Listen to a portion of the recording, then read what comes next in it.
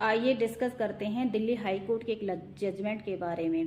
काफी समय से पत्नी से अलग रह रहे पति को फैमिली कोर्ट के द्वारा तलाक की मंजूरी दे दी गई थी। इसी तलाक की मंजूरी को पत्नी के द्वारा दिल्ली हाई कोर्ट में चुनौती दी गई थी और कहा गया था कि मेरा पति जो है वो दूसरी अलग महिला के साथ रह रहा है, जो कि क्रूरता है।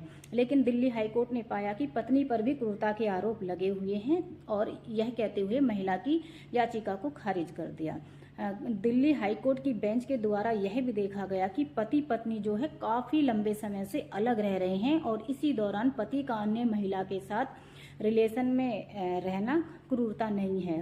हाई कोर्ट की बेंच के द्वारा कहा गया कि दंपत्ति यानी कि जो पति पत्नी थे 2005 से अलग रह रहे थे और उनमें काफी मतभेद था और पत्नी के द्वारा काफी आपराधिक मामले पति और उसकी फैमिली पर लगाए गए थे, जो कि कोर्टों में पेंडिंग थे। तो इसी कारण की वजह से पति का मानसिक पीड़ा और समाज में जो उसका मान सम्मान था वह काफी कम हो गया था।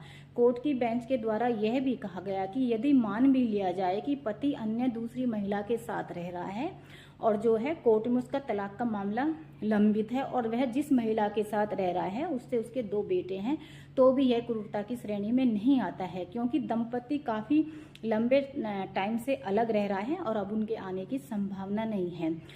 हाई कोर्ट के द्वारा गौर से देखा गया और जो डॉक्यूमेंट्स थे उनकी जांच की गई तो पाया गया कि जो इनके आपसी मतभेद थे, पत्नी के द्वारा पति और उसके परिवार का सामाजिक तौर पर अपमान करना था, जिससे पति को काफी मानसिक पीड़ा होती थी और बार बार लड़ाई झगड़े होने की वजह से पति जो है काफी परेशान था। तो कोर्ट के द्वारा कहा गया कि पत्नी के द्वारा इस प्रकार का भी व्यवहार करना मानसिक क्रूरता की श्रेणी में आता है और महिला की याचिका को खारिज कर दिया। तो इसी प्रकार की लीगल जानकारी के लिए हमसे जुड़े रहें। धन्यवाद।